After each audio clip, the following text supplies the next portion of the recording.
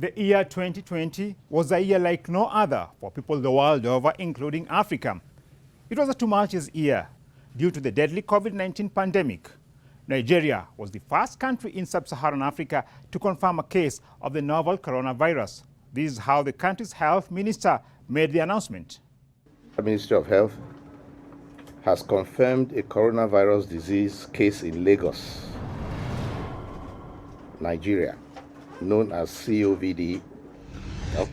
COVID-19. Hello, I'm Mubarak Kenya, and welcome to this week's edition of Africa Today, which will be highlighting on some of the major events that shook Africa in 2020. Apart from the COVID-19 pandemic, other events that made headlines in Africa include protests against police brutality in Nigeria, the military coup in Mali, the US forcing some African countries to establish ties with the Israeli regime, and the crisis in Ethiopia. So join me till the end for an insight on some of the events that made headlines in Africa last year. Africa Review in 2020. Impact of COVID-19 in Africa. We shall start off our program with the COVID-19 pandemic. As the year ended, there were over 2.5 million confirmed COVID-19 cases on the African continent, with more than 2.1 million recoveries and 60,000 deaths cumulatively. According to the World Health Organization, COVID-19 transmission in Africa has been marked by relatively fewer infections, which have been on the decline owing to a variety of socio-ecological factors, as well as early and strong public health measures taken by governments across the region. Most African countries are relying on the multilateral COVAX facility, which is unlikely to distribute vaccines as quickly compared with those countries that have made advanced purchases from manufacturers. The World Health Organization Director General, Dr. Tedros Adhanom, has expressed concern that poor countries might not get the vaccine. The urgency with which vaccines have been developed must be matched by the same urgency to distribute them fairly. Every government rightly wants to do everything it can to protect its people. But there is now a real risk that the poorest and most vulnerable people will be trampled in the stampede for vaccines. Now, while reports of a vaccine brought hope for an end of the COVID-19 pandemic, the emergence of a new variant of the new coronavirus in South Africa and Nigeria dampened expectations of recovery from the pandemic in the immediate future. South African Minister of Health, Dr. Zweli Mkhize, explains here on how they plan to handle the new variant of COVID-19. This situation can be handled in the way that COVID-19 has been handled, even though it might be a variant. But it's actually important that you can handle it because the approaches are still the same as what we've been using dealing with COVID-19 as it had been brought to our attention. Many countries have experienced a second wave that was more severe than the first wave. So we're not different now to other countries. Many countries have gone through what we've gone through. Even in countries who have not themselves reported any mutations, we've seen that there's been an increase. So in our case, we're also seeing that that might be the pattern. So we must gear up for a stronger fight against COVID-19. Every crowd has a silver lining. This has been the case with Africa, as the COVID-19 pandemic provided a springboard for innovations across the continent. According to the WHO analysis, 57.8% of health technologies and innovations in Africa were driven by information and communications technology, 25% were based on 3D printing, and 10.9% were robotics. We talked to Dr. Roderick Chibi, who is the World Health Organization Regional Advisor for Innovation in Africa, and this is what he had to say. You realize that countries relied on the already existing platforms. For instance, due to high mobile penetration in most of the African countries, there was an emergence of technologies or self-assessment and alert mobile applications that governments were able to deploy and mainstream in their COVID-19 response. You realize that population at large, for instance, in Niger, in South Africa, in Togo, population were able to screen themselves and also alert key stakeholders to manage if there are any symptoms that they needed to address. So we realized that where technological platforms were already in existence, it was easy to apply some frugal mind in terms of deploying some of those innovative approaches to countries. I can give you another example where we saw drone technology, which was deployed in Rwanda and Ghana. That's the WHO Regional Director for Innovation in Africa, and stay tuned for more. Ethiopia dam dispute and instability in Tigray region. The regional dispute that dominated headlines in Africa in 2020 was the Grand Ethiopian Renaissance Dam. Since 2011, the Ethiopian government has pushed ahead with the construction of the dam on the Blue Nile. The project, which is set to become Africa's largest hydroelectric power plant, is opposed by Egypt and Sudan over the concerns that the dam will affect their water security. While the African Union has been trying to resolve the dispute through talks, the interference by the United States has further heightened regional tensions. In a telephone conversation with Sudanese Prime Minister Abdullah Hamdok, U.S. President Donald Trump said that Egypt will have to blow up the Ethiopian dam. And it's a very dangerous situation because Egypt is not going to be able to live that way. And they'll end up blowing up the dam. And I said it, and I say it loud and clear, they'll blow up that dam. In reaction, Ethiopia's Foreign Minister Gedu Andargachew said the remarks by Trump are unacceptable in international law governing interstate relations. Ethiopia, Sudan and Egypt have conducted several meetings under the brokerage of the African Union over the last few months. But they reached a stalemate every round they held on the technical and legal points of contention. Ashok Swain, a professor of peace and conflict research at the Department of Peace and Conflict Research at Uppsala University, explains here on what are the stumbling blocks in reaching an agreement over the management of the Nile. Most of these issues have been addressed. The real problem lies if there is a long-term drought period in the basin, because the climate change has made it also quite a problematic. And that region is also quite prone to have long-term drought seasons. So if that takes place, how to share or how Ethiopia will ensure that certain amount of water reaches Egypt. Now, apart from the dam dispute, Ethiopia has been in the news due to several ethnic conflicts in the country, especially in the Tigray region.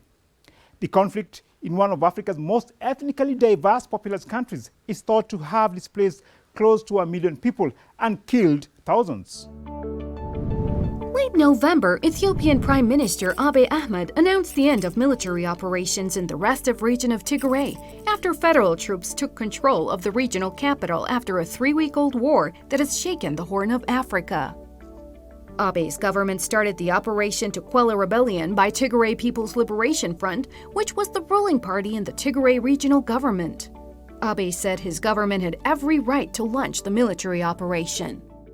The federal government had every right to deploy federal security forces and use force in order to apprehend those implicated in massive corruption and gross human rights violation. Forces of the Tigray People's Liberation Front are still engaging in armed hostilities against the federal government troops in parts of the restive region. Over the last year, hundreds have also been killed in other parts of Ethiopia due to ethnic-related violence. What needs to be done to stop possible balkanization of Ethiopia and heal the gaping divisions across the country? This is the question we posed to Samuel Getachew, a journalist with the Reporter newspaper in Addis Ababa. And there has to be an adult conversation that needs to go on among Ethiopians. Are we becoming an arrogant nation where a few would be in control and the rest will be abused like before? Or are we going to have the kind of hope the Prime Minister gave many Ethiopians at the beginning of his term, including the protection of human rights, press freedom, and even inviting the opposition to come back home and compete in an election, the role of the diaspora, all this was discussed openly by Abiy Ahmed, and it gave many people, including myself, hope. But now I think Ethiopia has tilted to the back. It's like it's going back to the old era, and that shouldn't be. If we want a peace and prosperous nation, it needs to change, and the change should begin immediately before we also start another conflict in other parts. Well, we all look forward to sustainable peace and stability in Ethiopia. The Mali coup. Mali, a fragile West African country, was once again in the news for the wrong reasons. Thousands of Malians took to the streets for several months, calling on President Ibrahim Boubacar Keïta to resign over corruption and economic mismanagement. Today is the last day of presidency of President Ibrahim Boubacar Keïta, and we are calling everybody to come out to support this popular riot.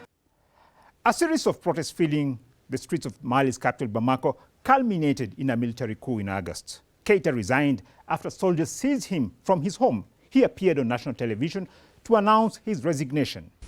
De son accompagnement au long de ces longues années, de la chaleur de son affection, vous dire ma décision de quitter mes fonctions, toutes mes fonctions à partir de ce moment. Et avec toutes les conséquences de droit, la dissolution de l'Assemblée nationale et celle du gouvernement. How has the Mali crisis impacted on the wider Sahel region in Africa, especially considering the fact that regional terrorist groups operate in parts of the country? Mali crisis there will definitely impact the rest of the countries, and this total instability in Mali, it means strength of these groups. If they become strong, who knows if they won't even spread across to the 5 countries as well. If they were to do that, then there's a danger. There's a big danger of the future of the entire region and also Africa. It will take a long time to kind of dismantle that kind of order. So what's happening in Mali impacts the rest of the region in a very big way. The coup leaders established the National Committee for the Salvation of the People to set up a new government. On September 12th, the rebels appointed former Defense Minister Ba Ndao as transition president and formed the interim government set to roll for 18 months before the new elections are held.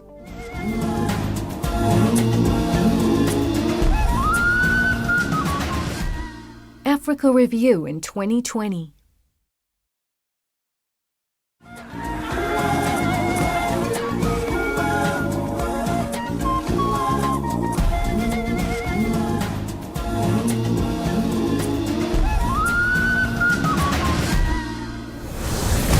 SARS protests and terrorism in Nigeria.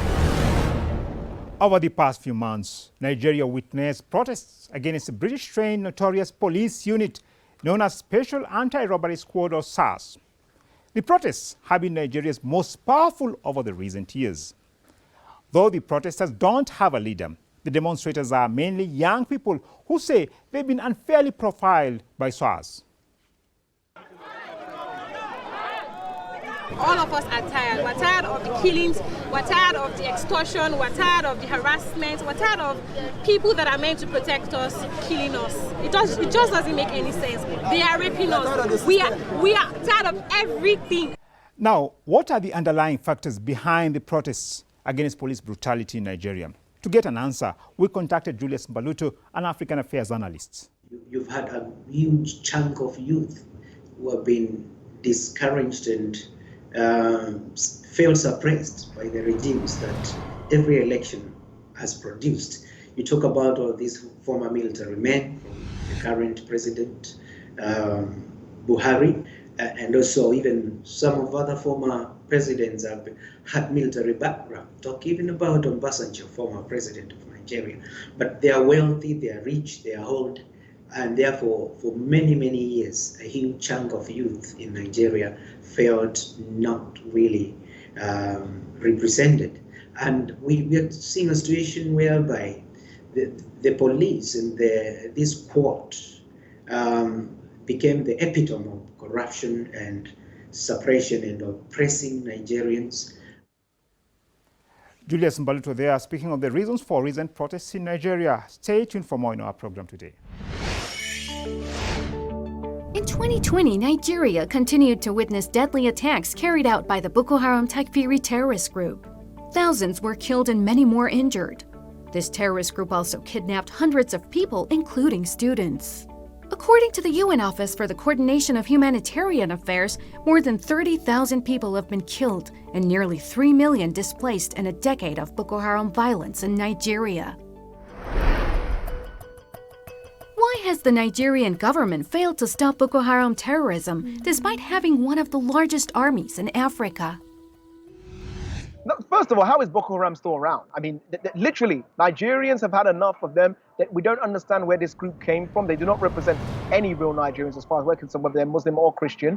And also, how can any group like this be more powerful than a so-called Nigerian army with all of its resources? It's an absolute joke. We have to be clear about the international, support as well as domestic support that Boko Haram receives, where the average Nigerian is sick and tired and fed up with them, but they're not being supported in the northern towns in the country to defeat them. To be honest, we've seen a resurgence in Boko Haram, surprisingly, and no one can explain it. I'll be honest.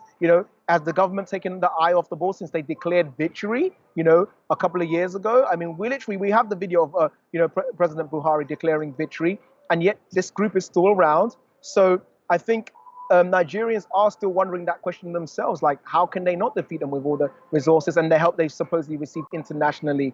But again, the country has bigger problems to worry about, and we're demanding that the government deal with this Boko Haram scourge, which is not allowing the north of the country to truly progress. U.S. pushing Israeli agenda in Africa. Under pressure from the United States, two African countries, Sudan and Morocco, normalized ties with the Israeli regime in return for favors from Washington. This pressure to normalize ties with the Israeli regime comes while the African Union has been a longtime supporter of the liberation of Palestine. But why is the Israeli regime hell-bent on establishing ties with African countries? I think the battle is to legitimize the settler state, to legitimize the practice of anti-Palestinian, anti-Arab racism as a norm, and to normalize that the occupation of Palestine and the subjugation of its people is something that is central to that agenda. But to be able to get away with it, they need to have sufficient consensus internationally, at least to be seen to be complicit and in recognizing the illegal occupation. Refugees and illegal migrants. Thousands of African refugees and illegal migrants fleeing war, poverty and persecution are dying, while others face harrowing abuse in their attempts to reach Europe's Mediterranean coasts. Many risk their lives in this journey fraught with dangers. According to the International Organization for Migration, over 1,100, mostly African migrants, perished in the Mediterranean in 2020. Bukangesa, an activist and commentator, says that Western countries are the root cause of this illegal migrant crisis. The easier way to stop all this, escalation of immigration going to Europe is let the United States and their Western allies stop raining us with bombs. Because now look at the case of Libya, which is the most unfortunate case. After Obama sent the drones there and his friends in France, Gaddafi was murdered. Now we have anarchy there. We have, cells of terrorism there. But these people are fleeing war from their countries. These wars have not been caused by themselves, but they have been caused by, mostly imperialist wars that are taking place in the African continent. Bukangedas there says that illegal immigrants are caused by Western imperialists in Africa. U.S. dumping plastics in Africa.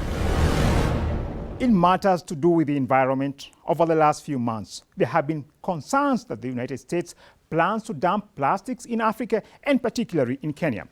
In April, the American Chemistry Council members, of which include Shell, Exxon Total, DuPont and Dow, proposed investments in recycling in Kenya, provided that the recipient country accepts U.S. plastic wastes. According to the plan, Kenya will get about 500 million tons of plastic waste exports from the U.S. per year. Greenpeace Africa voiced concern over the reports. Plastics have been touted as major polluters of our water bodies, the rivers, the oceans. And this is something that Kenyans have rejected quite significantly, and we have a very strong law that prohibits single-use plastic. So this deal is very progressive, and we want to reject it. While it remains to be seen if the U.S. will go ahead with its plan to dump plastics in Africa in 2021. African startups. Nigerian startups contributed more than 17% of the over $1 billion funds raised by African startups in 2020. This is according to the data gathered by Startup List Africa on the African startup ecosystem. The report revealed that the funds were raised by over 280 startups in more than 350 deals across the continent in 2020. However, there are concerns of digital colonialism as foreigners come to exploit local tech experts. A victim explains here how his innovation was stolen by counterparts from an American university. When my partners were completing their MBA at Stanford University. So having newly raised capital and having a product that was already in the market, the plan was for them to come to Kenya and then we would set up shop and we would together grow the company and move it forward. Apparently, as much as I thought that we were working together as a team. Silencing guns in Africa. The 29th Summit of the African Union, held in Addis Ababa, Ethiopia in 2017, declared the month of September of each year until 2020 as Africa Amnesty Month for the surrender and collection of illicit small arms and light weapons. While still on the same subject, Iran Ambassador to Kenya, Dr. Jafar Barmaki, has called for proactive action among African countries to address emerging challenges, including internal strife. The ambassador spoke last December during the launch of the World Cartoon Festival on applying arts and culture and silencing the guns in Africa, a competition that invites works of art from cartoonists across the globe. The competition will run from December 2020 to May 2021. Ambassador Barmaki elaborates here on the festival. Through this festival, the embassy, in line with the efforts of African Union, will accelerate the two calls to action by assimilating both 2020 and 2021 themes, which will enable a promotion of African arts, culture, and heritage, while fast-tracking on silencing the guns initiative.